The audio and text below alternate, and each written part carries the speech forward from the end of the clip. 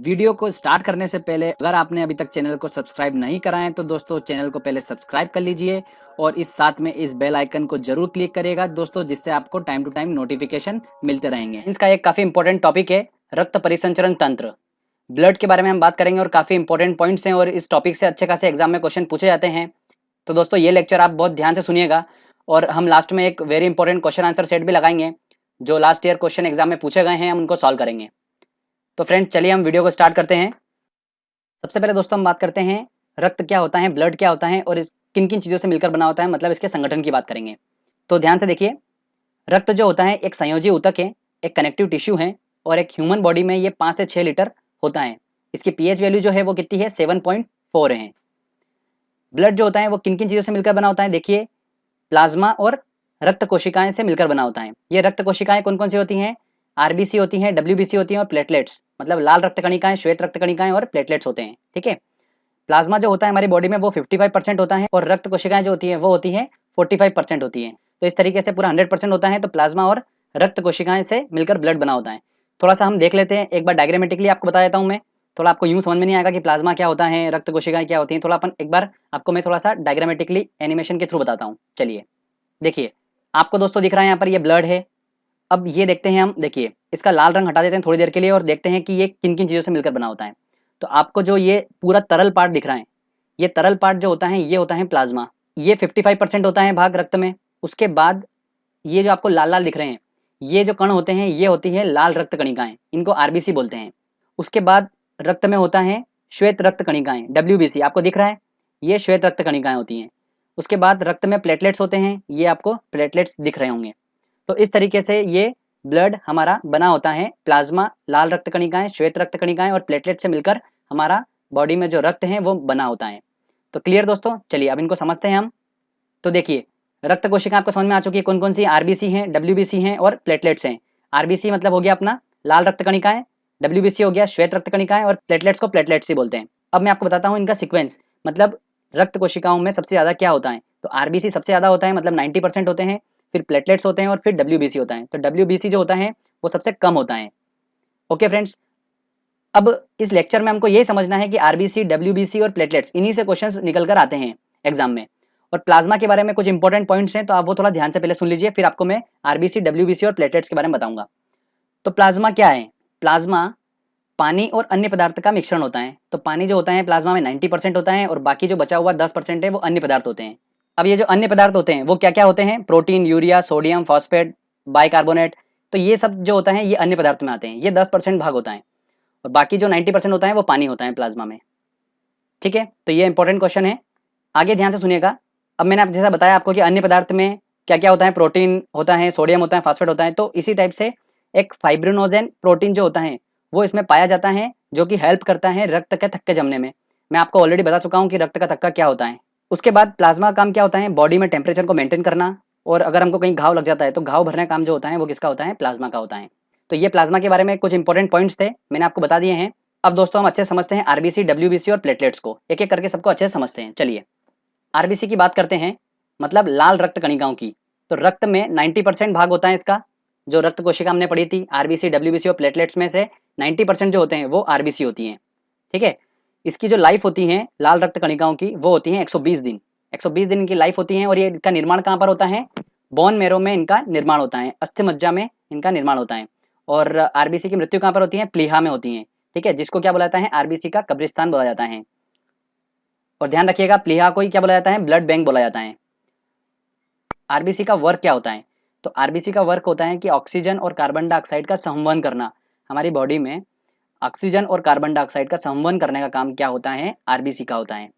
ध्यान रखिएगा आरबीसी में हीमोग्लोबिन नामक एक प्रोटीन पाया जाता है, जिसके कारण ही रक्त का रंग जो होता है वो लाल होता है। आरबीसी की कमी से आप देखते हैं कौन कौन से रोग हो जाते हैं। तो अगर लाल रक्त कणिका जो है अगर उसकी कमी होती है बॉडी में तो कौन कौन से रोग होते हैं, एनीमिया नामक रोग हो जाता है, अरक्तता, और पीलिया मतलब जॉइंडिस नामक रोग हो जाता है हमको। तो ध्यान रखिएगा आरबीसी के बारे में, ये इंपॉर्टेंट पॉइंट्स है जिनसे क्वेश्चंस बनते हैं। अब बात करते हैं डब्ल्यूबीसी की। डब्ल्यूबीसी सबसे कम होती है हमारे रक्त में और इनकी लाइफ जो होती है वो 3 से 4 दिन की होती है, सिर्फ 3 से 4 दिन की होती है। बनती कहाँ पर है डब्ल्यूबीसी, ये बोन मैरो में ही बनती है, बट इसकी मृत्यु जो होती है वो कहाँ पर, रक्त में ही हो जाती है। आकार में सबसे बड़ी होती है ये।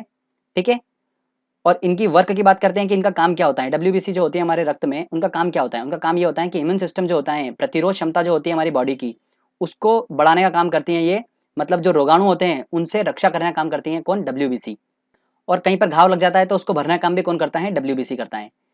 अब डब्ल्यूबीसी के टाइप होते हैं, दो टाइप के होते हैं डब्ल्यूबीसी। एक होती हैं लिम्फोसाइट्स और एक होती हैं दोस्तों मोनोसाइट्स। मोनोसाइट जो होती हैं वो लार्जेस्ट सेल ऑफ बॉडी होती हैं। ध्यान रखिएगा, सबसे बड़ी कोशिका जो होती हैं वो कौन सी होती हैं? मोनोसाइट्स होती हैं। तो लिम्फोसाइट्स का काम क्या होता है? वो श्वेत रक्त कणिकाएं होती हैं जो बीमारियों से बचाती हैं हमको। और मोनोसाइट का काम क्या होता है? जो घाव भरने का काम करती हैं। तो दोनों काम करती हैं डब्ल्यूबीसी। तो ये थोड़ा सा उसके टाइप्स हैं, ठीक है। अब हम बात करते हैं कि डब्ल्यूबीसी की कमी से होने वाले रोग। डब्ल्यूबीसी की कमी से होने वाले कौन कौन से रोग हैं?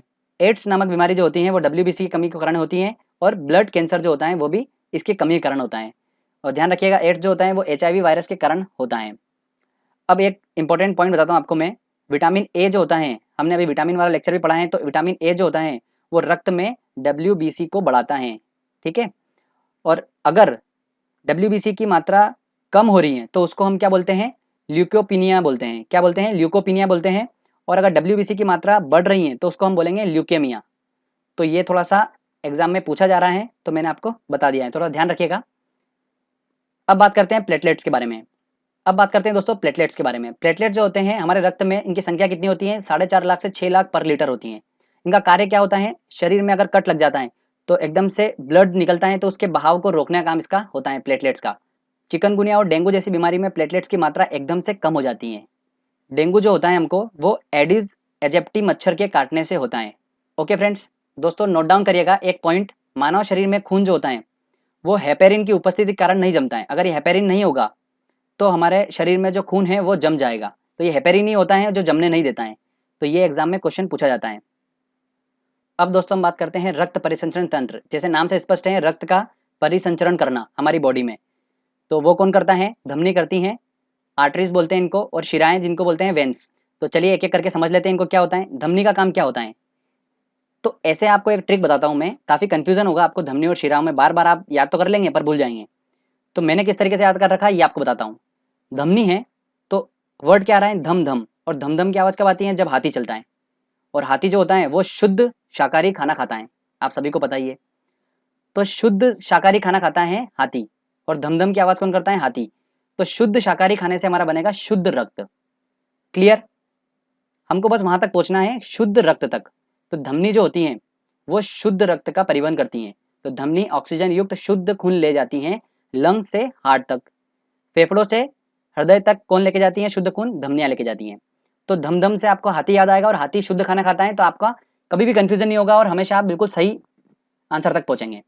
तो ये क्लियर हो गया कि शुद्ध खून कौन ले जाता है? धमनी ले जाती है। एक इसके अंदर एक्सेप्शन है, अपवाद है, कि पल्मोनरी धमनी जो होती है वो अशुद्ध रक्त ले जाती हैं ऑर्गन से लंग्स तक, अंगों से लेकर कहाँ तक? लंग्स तक, फेफड़ों तक लाती हैं। और फेफड़ों का काम, फेफड़ों तक इसलिए लाती हैं क्योंकि फेफड़ों का काम ही क्या होता है? रक्त को शुद्ध करना। अब हम बात करते हैं शिराएं की, वेन्स की बात करते हैं। तो शिराओं का काम क्या होता है? जस्ट इसके अपोजिट, अशुद्ध खून ले जाती हैं ऑर्गन से लंग्स तक। इसका एक अपवाद होता है, पल्मोनरी शिरा जो होती है वो शुद्ध रक्त ले जाती हैं लंग से हार्ट तक। क्लियर दोस्तों? तो ये आपको थोड़ा दिमाग में रखना है, धमनी और शिराएं के बारे में ये इंपॉर्टेंट पॉइंट है। तो जो मैंने आपको बताया है ये, तो रक्त से रिलेटेड जो भी एग्जाम में क्वेश्चन पूछे जाते हैं वो इन्हीं पॉइंट्स में से आपको मिलेंगे।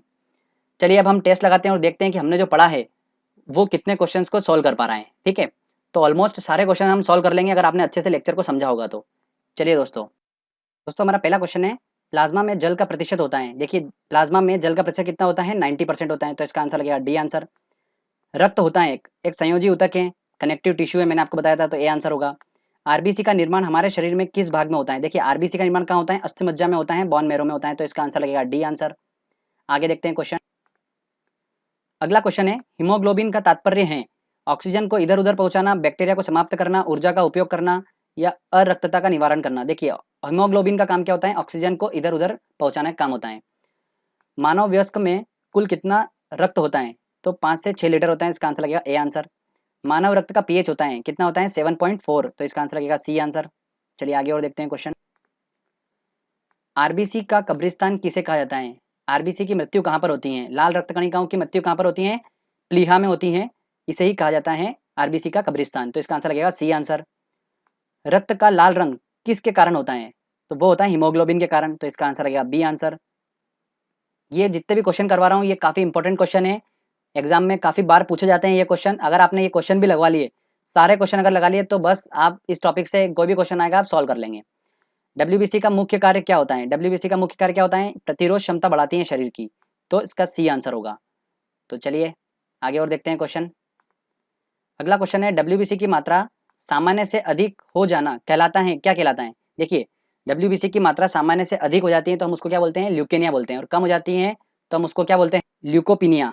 ठीक है, तो इस हिसाब से इसका आंसर क्या होगा? ल्यूकेनिया होगा, तो बी आंसर होगा। अगला क्वेश्चन है, रक्त का शुद्धिकरण कहाँ होता है? तो रक्त का शुद्धिकरण कहाँ होता है? फेफड़ों में होता है। किडनी इसको क्या करती है? फिल्टर करती है, और शुद्ध कौन करता है? फेफड़े करते हैं। मानव शरीर में खून किसकी उपस्थिति के कारण नहीं जमता है? तो उसमें उपस्थित होता है हेपेरिन, इस वजह से खून नहीं जमता है, तो वेरी इंपॉर्टेंट है। अगला क्वेश्चन है, लाल रक्त कणिकाओं का जीवन काल होता है, देखिए 120 दिन का होता है लाल रक्त कणिकाओं का, तो इसका आंसर लगा ए आंसर। अगर यहाँ पर श्वेत रक्त कणिका पूछे जाते हैं तो उसका आंसर क्या होता है? 3 से 4 दिन। ठीक है फ्रेंड्स, अपन ने इस टॉपिक को अच्छे से समझा और एक क्वेश्चन आंसर टेस्ट भी लगाया। जो लास्ट ईयर क्वेश्चन पूछे हैं हमने ऑलमोस्ट सारे क्वेश्चन सॉल्व करे हैं और बिल्कुल सही सही टिक करें।